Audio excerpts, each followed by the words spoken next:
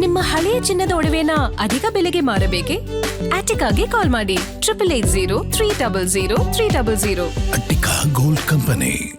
ವೆನ್ನೆಲಾ ಕೊಲೆ ಪ್ರಕರಣದಲ್ಲಿ ತನಿಖೆ ಮತ್ತಷ್ಟು ತೀವ್ರಗೊಂಡಿದೆ. ಆರೋಪಿಗಳ ಹೇಳಿಕೆಗಳು ಮತ್ತು ಮರಣೋತ್ತರ ಪರೀಕ್ಷೆ ವರದಿಯಲ್ಲಿನ ಆಘಾತಕಾರಿ ಅಂಶಗಳು ಈ ಪ್ರಕರಣಕ್ಕೆ ಹೊಸ ತಿರುವು ನೀಡಿದ್ದು, ಸತ್ಯವನ್ನ ಬಯಲಿಗೆಳೆಯಲು ಪೊಲೀಸರು ಕಸ್ಟಡಿ ವಿಚಾರಣೆಯನ್ನ ಮುಂದುವರೆಸಿದ್ದಾರೆ.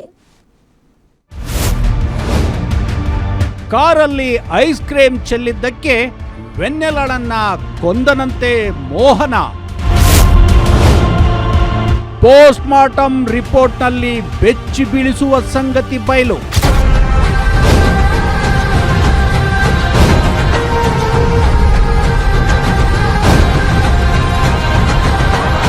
ಬಾಲಕಿ ವೆನ್ನೆಲಾ ಕೊಲೆ ಪ್ರಕರಣದ ತನಿಖೆ ತೀವ್ರಗೊಂಡಿದ್ದು, ಆರೋಪಿಗಳಾದ ಪ್ರಿಯಾಂಕಾ ಮತ್ತು ಮೋಹನನನ್ನ ಮತ್ತೆ 10 ದಿನ ಕಸ್ಟಡಿಗೆ ಪಡೆದು ವಿಚಾರಣೆ ಮಾಡಲಾಗುತ್ತಿದೆ.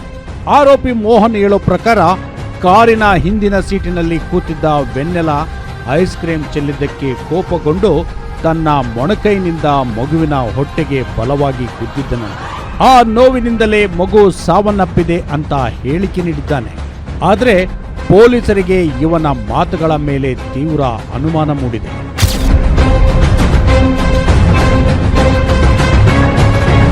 ಮತ್ತೊಂದೆಡೆ ತಾಯಿ ಪ್ರಿಯಾಂಕಾ ಹೇಳಿಕೆಯ ಮೇಲೂ ಪೊಲೀಸರಿಗೆ ದೊಡ್ಡ ಶಂಕೆ ಎದ್ದಿದೆ.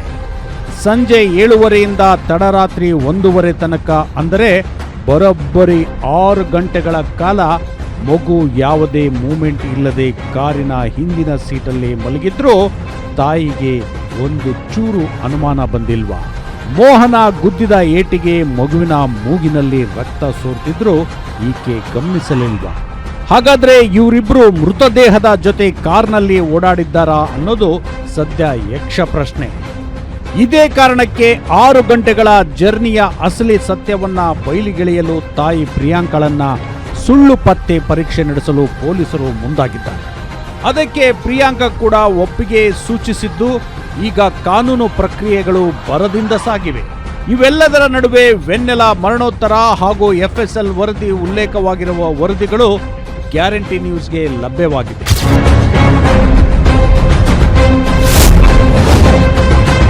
ಮರಣೋತ್ತರ ಪರೀಕ್ಷೆಯಲ್ಲಿ ಗಂಭೀರ ಗಾಯಗಳ ಪತ್ತೆ.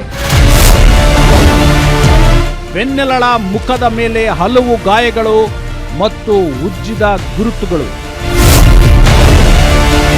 ಮೂಗು ಮತ್ತು ಬಾಯಿಯಿಂದ ರಕ್ತ ಮಿಶ್ರಿತ ದ್ರವ ಹೊರಬಂದಿರುವ ದೃಢ. ಕೈಬೆರಳು ಮತ್ತು ಉಗುರಿನಲ್ಲಿ ನೀಲಿ ಬಣ್ಣದ ಬದಲಾವಣೆ ಕಂಡುಬಂದಿದೆ.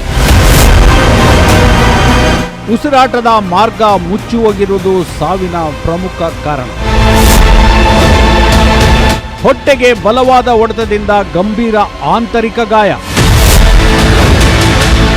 ಈ 2 ಕಾರಣಗಳ ಸಂಯುಕ್ತ ಪರಿಣಾಮದಿಂದ ಮರಣ ಸಂಭವಿಸಿದೆ. ಹೊಟ್ಟೆಯಲ್ಲಿ ಸುಮಾರು 400 ಮಿಲಿಲೀಟರ್ ರಕ್ತ ಪತ್ತೆ. ರಕ್ತ ಹೆಪ್ಪುಗಟ್ಟಿದ ಗಡ್ಡೆಗಳು ಹೊಟ್ಟೆಯೊಳಗೆ ಕಂಡುಬಂದಿವೆ. FSL ವರದಿ ಆಹಾರ ವಿಷಬಾಧೆ ಅಲ್ಲ ಎಂದು ಸ್ಪಷ್ಟ. ಮರಣೋತ್ತರ ಪ್ಲಸ್ FSL ವರದಿಯಲ್ಲಿ ಇದು ಕೊಲೆ ಎಂದು ಸೂಚನೆ. ಒಟ್ಟಿನಲ್ಲಿ ಮರಣೋತ್ತರ ಪರೀಕ್ಷೆ ಹಾಗೂ FSL ವರದಿಗಳು ವೆನ್ನೆಲಾಳನ ಕ್ರೂರ ಕೊಲೆ ಅನ್ನೋದನ್ನ ಎಳೆಯಾಗಿ ಬಿಚ್ಚಿಟ್ಟಿವೆ. ಸದ್ಯ ಈ ಪ್ರಕರಣದಲ್ಲಿ 3 ಅಮಾನತ್ತಾಗಿದ್ದು, ಬಾನಸವಾಡಿಯ ACP ಅನುಷಾ ನೇತೃತ್ವದ ತಂಡ ತನಿಖೆಯನ್ನ ಇನ್ನು ಯಾವ ಹಂತಕ್ಕೆ ಕೊಂಡೊಯ್ಯಲಿದೆ, ಈ ಭೀಕರ ಕೊಲೆಯ ಹಿಂದಿನ ಅಸಲಿ ಮಾಸ್ಟರ್ ಮೈಂಡ್ ಯಾರು ಅನ್ನೋದನ್ನ ಮುಂದಿನ ದಿನಗಳಲ್ಲಿ ಬಯಲಾಗಬೇಕಿದೆ. SK Manjunath, crime bureau, guarantee news.